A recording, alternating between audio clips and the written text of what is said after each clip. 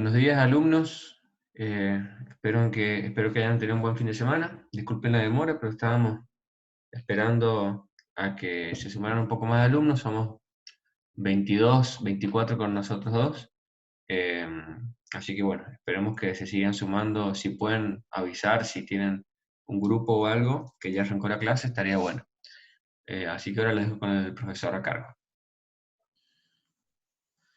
Sí, buenos días para todos.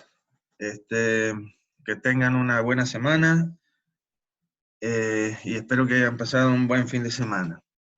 Hemos estado esperando, como dice el ingeniero Manuel Galdeano, un poquito, siempre hacemos lo mismo, porque a las 8:30 habían 8 personas nada más, así que por favor, traten de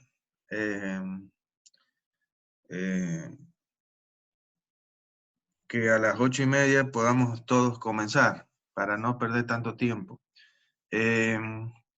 Y también díganle a los demás compañeros que se sumen un poco más, porque después son, si bien tienen toda la información, siempre es lindo escuchar la clase porque alguna cosita más se puede decir. Bueno, acuérdense que hoy deberían presentar todos esa pequeña evaluación, si podemos decir una evaluación, solamente para que ustedes nos muestren que van leyendo y que vamos avanzando en el conocimiento de la materia.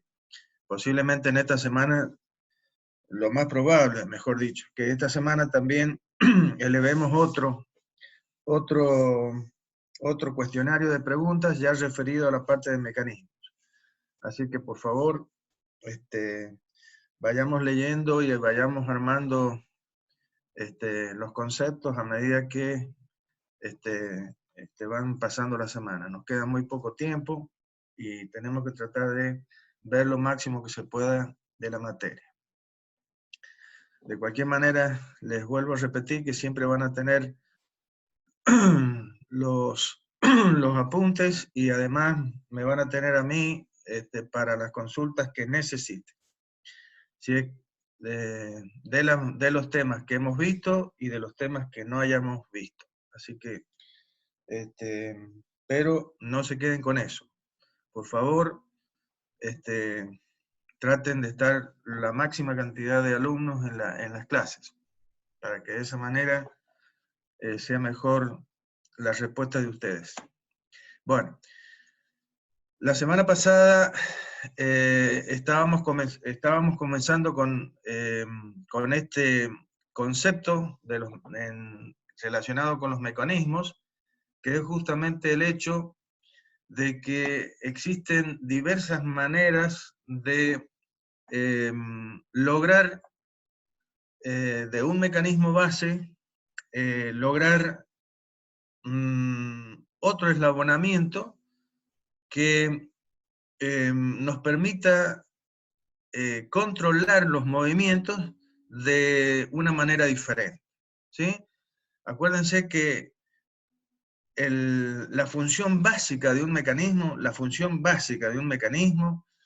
el cual es un conjunto de eslabones y juntas interconectados entre sí, ¿sí? Para transformar un movimiento, y más que transformarlo, para controlar un movimiento, y en donde uno de sus eslabones tiene que ser un bastidor, es decir, tiene que tener todos sus grados de libertad restringidos. Bien. Esos mecanismos, hasta el momento, los mecanismos que hemos visto normalmente tenían juntas de revolución. Ahora, nosotros podemos lograr mecanismos en los que aparezcan otros tipos de juntas, como por ejemplo la junta de corredera, o las semijuntas. Y eso haciendo una transformación del mecanismo básico, como yo les he dicho, el primer mecanismo básico, que es el cuadrilátero articulado. que son 4 eslabones conectados por 4 juntas revolutas y un bastidor, que es lo que hemos visto hasta el momento. Bien, las leyes de transformación son 6 realmente. Cuando ustedes lean en el libro, son 6 pero nosotros aplicamos las primeras 4. Las leyes de transformación decía que nosotros podíamos reemplazar una junta completa de revolución por una junta completa de traslación, también llamada junta prismática, sin que cambien los grados de libertad del mecanismo. La otra ley de transformación dice que nosotros podemos reemplazar una junta completa. Acuérdense que una junta completa es la que restringe 2 grados de libertad y permite 1. Y la semijunta, al revés, permite 2 grados de libertad y restringe 1 solo. Bien, entonces si reemplazamos una junta completa por una semijunta, lo que va a suceder es que va a aumentar en 1 los grados de libertad de ese dispositivo o ese eslabonamiento. La eliminación de un eslabón, por ejemplo, el acoplador, van a ver que lo que sucede, lo vimos, si quitábamos el eslabón acoplador, se transformaba el cuadrilátero en un triángulo, y eso es representación de una estructura. Eso lo vimos en la semana pasada. Y la ley 4 es la combinación de la segunda con la tercera, en la cual si eliminamos un eslabón, pero a la vez introducimos una semijunta, o sea, cambiamos una junta completa por una semijunta, lo que vamos a obtener como resultado es un mecanismo con un grado de libertad, o sea, con los grados de libertad original, básicamente. Bien, así es como, por ejemplo, si nosotros teníamos el cuadrilátero articulado, que es este mecanismo que tenemos acá con 4 eslabones, donde estas 2 piecitas representan al bastidor, ya como lo hemos visto. Esto tiene muchos nombres, o sea, la articulación puede llamarse unión, articulación, junta, par cinemático, pivote fijo. En este caso, estos que son partes del bastidor se llaman pivotes fijos. Esta junta, la junta de este eslabón 1 con el eslabón 2, o el eslabón 1 con el eslabón 4, es este circulito, este triangulito, ¿sí? Básicamente representa al bastidor. Y esta sería la junta, que en este caso, por pertenecer al bastidor, se llama junta o pivote fijo.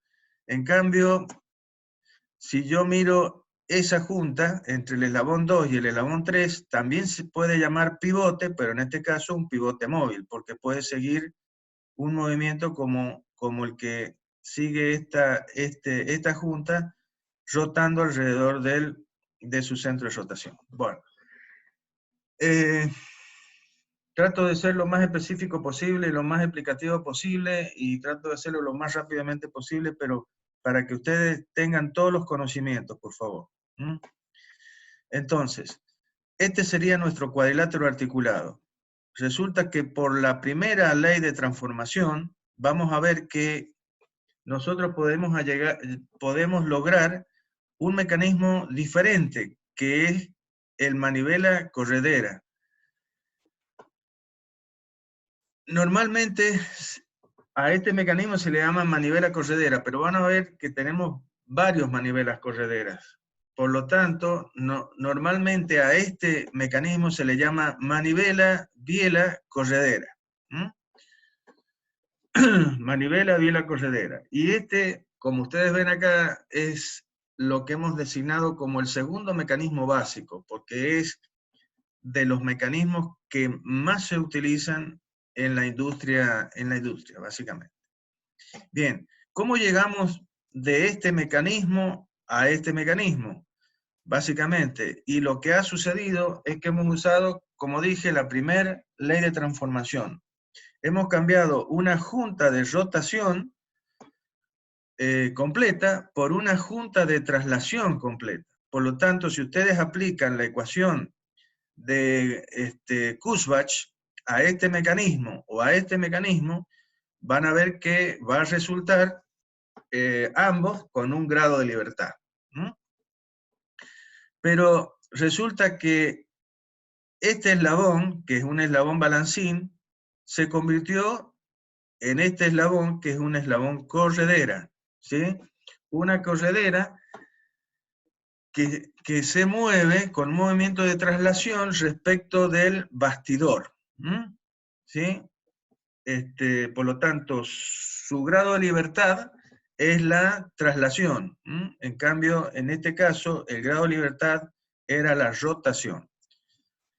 Bien, yo les expliqué, creo que les expliqué, no recuerdo bien, cómo llegábamos de este eslabón balancín a este eslabón corredera. Imagínense ustedes que este eslabón balancín, esta junta, la junta que lo une al eslabón acoplador, cuando este mecanismo, que es un mecanismo de manivela balancín, este eslabón va a girar 360 grados y este va a hacer giros parciales, o sea, va a ir de esta posición a esta posición, donde esta junta va a seguir una trayectoria circular con centro en este punto. ¿Sí? Yo les decía que si nosotros, manteniendo la posición de la articulación, lo que hago es acercar, lo que significa que hago más corto a este eslabón, acerco al pivote fijo, ¿qué va a pasar con la curvatura de esta trayectoria? Va a ser mayor la curvatura, va a ser más cerrada. Ahora, si hacemos lo contrario, o sea, si a este pivote lo vamos alejando, lo que significa que esta longitud va aumentando, va a pasar lo contrario, es decir, la curvatura de esta línea, de esta trayectoria, va a ser cada vez menor y se va a ir aplanando hasta que cuando tendamos al infinito, ¿sí? O sea que este eslabón se convierte en un eslabón infinitamente largo, esta trayectoria se va a transformar en una trayectoria rectilínea, ¿sí? Y entonces hemos logrado transformar a un eslabón balancín, ¿sí? Que tenía una rotación pura, en un eslabón corredera que tiene una traslación pura. Y aquí podemos dar otra definición de lo que se llama traslación, que ya la hemos definido, pero acá podríamos dar la misma definición de otra manera, diciendo que una traslación es una rotación respecto de un punto que se encuentra en el infinito, ¿sí? Entonces, una traslación es una rotación respecto de un punto que se encuentra en el infinito. Acuérdense de eso porque esto se aplica bastante en toda la materia. Bien. ¿Qué hemos logrado con esto? Este mecanismo es el que voy a volver un poquito para atrás para mostrárselos en vivo y en directo, pero sería el mecanismo que tenemos. ¿Qué pasa? En este motor, ¿sí? Entonces, esta pieza que está rotando, esa pieza que está rotando, eso se llama cigüeñal, pero es nuestra manivela, es la que gira 360 grados. Esta pieza es nuestro acoplador, ¿sí? Y que también se llama biela, en el motor se llama biela. Y finalmente esta otra pieza, ¿sí? Esta será la corredera, que en el auto, en el motor se llama pistón. Entonces acá tenemos la aplicación del mecanismo de manivela biela corredera. Este mecanismo es un mecanismo que aprovecha la energía de la combustión, acá cuando salta la chispa, y se enciende el combustible, ya lo van a ver, acá viene, ahí, ¿sí? Los gases empujan y se obtiene la energía en el eje, básicamente. Entonces, ahora, este mismo mecanismo podría ser la de un compresor, el que sirve para comprimir aire y tener aire bajo presión. En ese caso, el que vamos a mover va a ser a este eje, que es la manivela, con un motor eléctrico, y lo que vamos a comprimir con el pistón es el aire, que lo vamos a tomar del ambiente y lo vamos a mandar a un recipiente para mantenerlo a presión. Ahí tendríamos esquematizado el mecanismo básicamente. Bien, vamos de vuelta.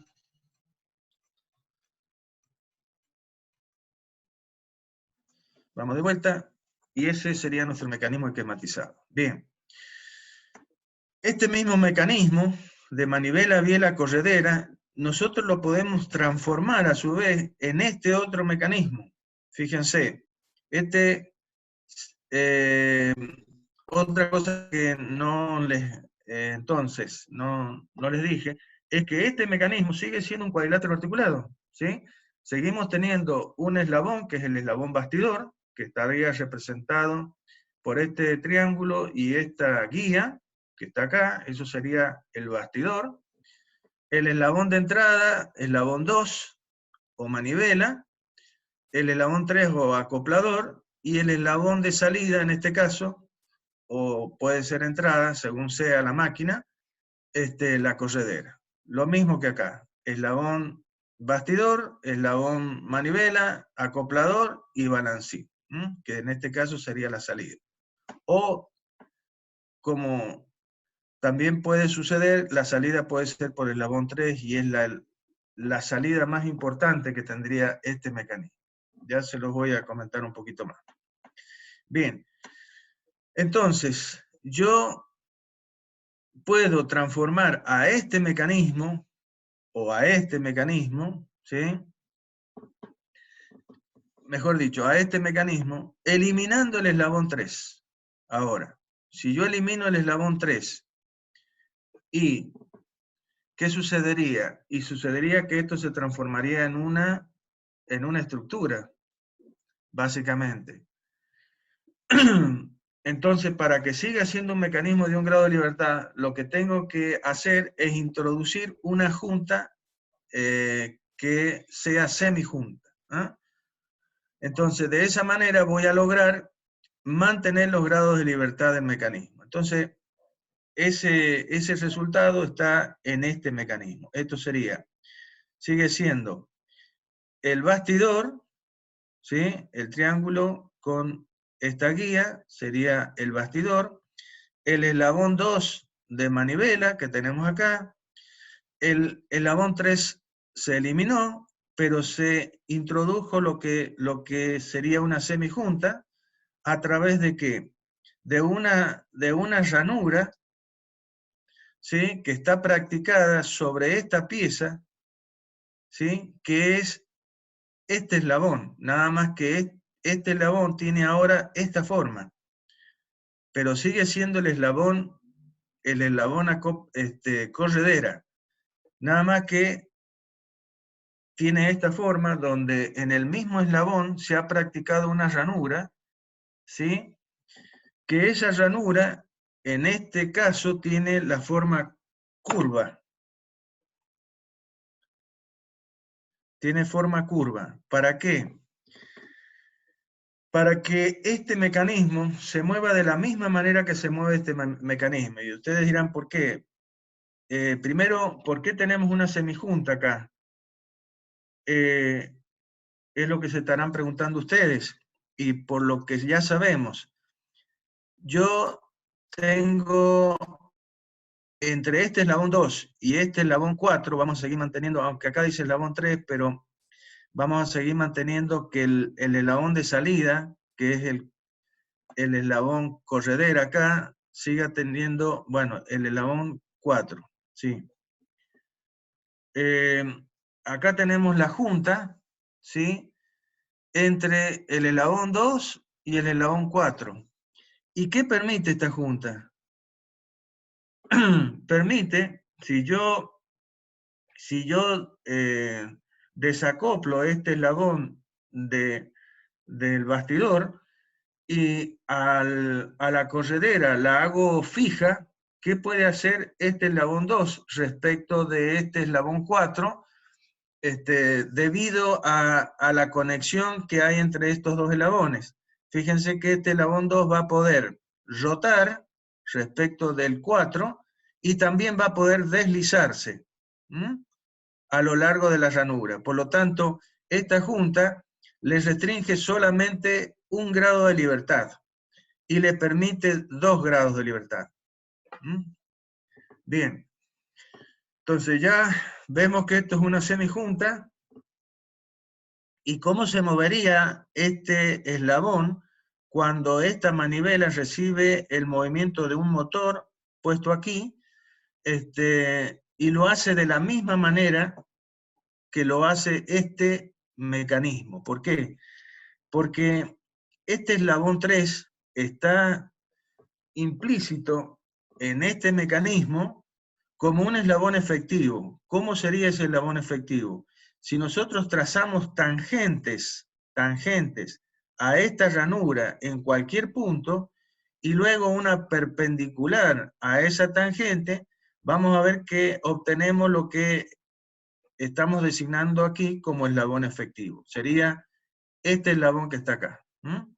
Por lo tanto, cuando este eslabón gira, siguiendo una revolución, este eslabón corredera se mueve de la misma manera que lo hace este eslabón corredera en este mecanismo. En el caso de la segunda figura, fíjense que tiene hemos eliminado el acoplador, como acá, y hemos introducido una semijunta. ¿Cuál es la diferencia? Y el hecho de que la ranura, en vez de ser curva,